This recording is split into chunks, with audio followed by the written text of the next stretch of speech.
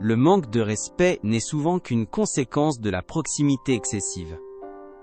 Quand vous êtes constamment présent, dévoué à votre rôle, toujours prêt à répondre avec empressement, vous inondez l'instant de votre présence. Vous ne laissez jamais le silence s'installer assez longtemps pour créer une aura de mystère ou susciter le manque. Par loyauté, par habitude ou par peur de décevoir, vous vous fondez dans l'arrière-plan, devenant une constante dans l'esprit des autres. Prévisible. Attendu. Familier. Or, la familiarité est l'ennemi du pouvoir. Comme l'écrivait Machiavel dans Le Prince, il est bien plus sûr d'être craint que d'être aimé, si l'on doit renoncer à l'un des deux.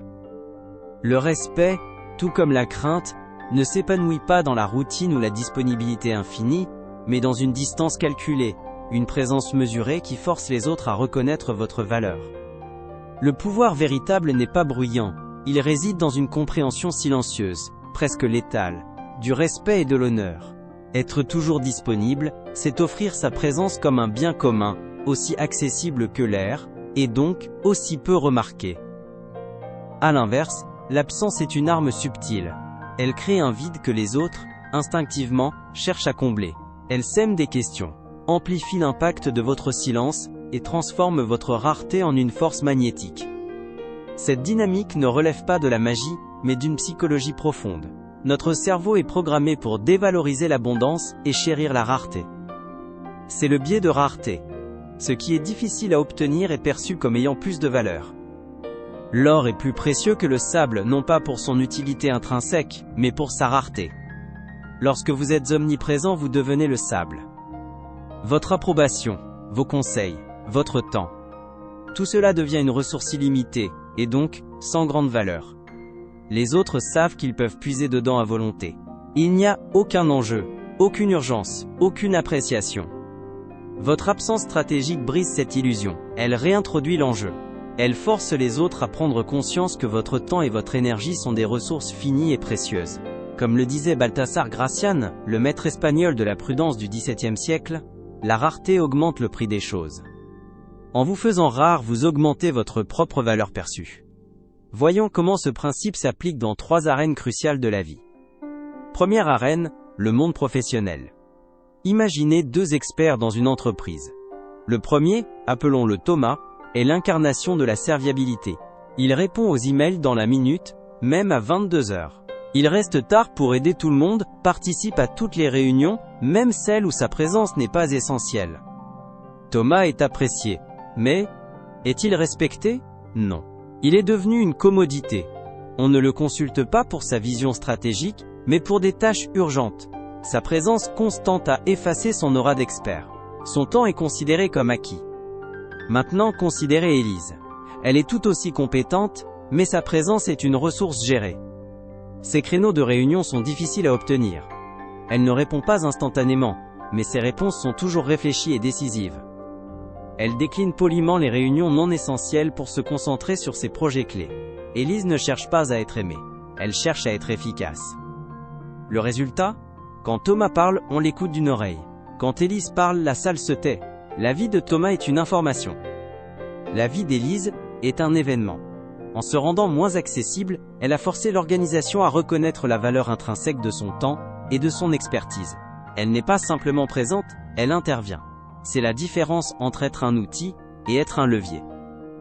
Deuxième arène, le cercle social. Ce principe s'applique avec la même force à nos amitiés. Nous avons tous cet ami qui est toujours partant, toujours disponible. Celui qui dit oui, avant même d'avoir entendu la fin de la question. Sa loyauté est admirable, mais sa présence devient vite un bruit de fond. On annule un plan avec lui sans trop de scrupules, car on sait qu'il sera disponible demain et le jour d'après. Son oui a perdu de sa valeur, car il n'est jamais contrebalancé par un non. À l'inverse, pensez à cet ami qui mène une vie remplie de ses propres passions, de ses propres projets. Il est plus difficile à voir. Passer un moment avec lui demande de la planification. Mais quand il est là, il est pleinement là.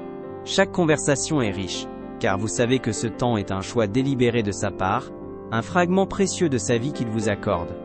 Son absence intermittente rend sa présence d'autant plus significative. Vous ne le tenez pas pour acquis. Vous le respectez, non seulement en tant qu'ami, mais aussi en tant qu'individu souverain. Troisième arène, la dynamique du désir. Nulle part ailleurs, le pouvoir de l'absence n'est aussi explosif que dans le champ de l'attraction et des relations. Au début d'une relation, le mystère est un carburant puissant. Chaque absence, chaque silence, crée un espace pour l'imagination, pour le désir. La disponibilité constante tue ce mystère. Répondre à chaque message dans la seconde. Être toujours libre, tout dévoiler de soi. C'est comme lire la dernière page d'un roman en premier. L'intrigue s'effondre. Se retirer, ne pas être constamment demandeur. Avoir son propre jardin secret, c'est signifier à l'autre que votre monde ne tourne pas autour de lui. Cela le force à vouloir entrer dans votre monde, à mériter sa place. Ce n'est pas un jeu de manipulation, mais la démonstration d'une vie pleine et d'une estime de soi solide. Même dans une relation établie, des moments d'absence, un voyage en solo, une soirée dédiée à une passion personnelle, ravivent la flamme. Ils rappellent à chacun que l'autre est une entité complète, et non une simple moitié. L'art du retrait stratégique. Mais comment se faire rare, sans paraître arrogant, distant ou punitif? La stratégie ne consiste pas à disparaître par caprice ou à ignorer les gens pour jouer avec leurs nerfs. Il s'agit de reprendre le contrôle de votre présence avec grâce. Premièrement, ne soyez pas réactif, soyez intentionnel. Ne répondez pas à chaque sollicitation instantanément. Laissez le temps s'écouler. Ce n'est pas un jeu de pouvoir, c'est la preuve que vous étiez occupé à quelque chose de plus important, votre propre vie, votre propre travail. Deuxièmement, apprenez à décliner avec élégance. Un non ferme mais poli est plus respecté qu'un oui à contre-cœur. Utilisez des phrases comme « Je te remercie de penser à moi, mais je dois me concentrer sur une priorité en ce moment » ou « Mon emploi du temps est très chargé sur cette période, mais tenons-nous au courant pour une autre fois ». Vous ne rejetez pas la personne, vous protégez votre temps. Troisièmement, quittez la conversation ou l'événement sur une note haute. Comme l'enseignait Graciane, il faut toujours laisser les gens sur leur faim. Partir alors que la conversation est encore intéressante laisse une impression bien plus forte que de rester jusqu'à ce que l'énergie retombe. En fin de compte, cette stratégie est un acte de souveraineté personnelle. Machiavel nous rappelle que les hommes jugent généralement plus par les yeux que par les mains. Si vous restez toujours à portée de main, votre valeur devient invisible, diluée dans l'habitude. Mais lorsque vous vous retirez, vous obligez les autres à voir ce qu'ils perdent. Ils ressentent le poids de votre absence, l'écho de votre influence. Ce vide devient une leçon silencieuse sur votre importance. Alors, prenez du recul. Laissez votre silence parler plus fort que vos mots. Quittez la pièce avant que les regards ne s'éteignent. Soyez rare, non par orgueil, mais par profond respect pour votre propre valeur. Car dans ce silence, dans cette absence calculée, vous forgez une présence plus puissante que jamais. Vous devenez l'ombre qui pèse sur leurs pensées, le mystère qu'ils cherchent à percer, la rareté qu'ils apprennent, enfin, à honorer.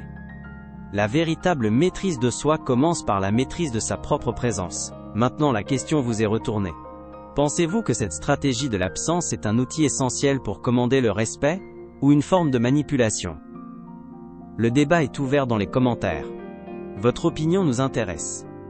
Si cette réflexion profonde vous a été utile, un j'aime est la plus simple des reconnaissances. Si vous pensez que quelqu'un dans votre entourage donne trop de sa présence et perd de sa valeur, partagez-lui cette vidéo. Et enfin, pour ne manquer aucune de nos prochaines analyses sur la stratégie, la psychologie du pouvoir et la maîtrise de soi, rejoignez notre cercle de réflexion en vous abonnant et en activant la cloche.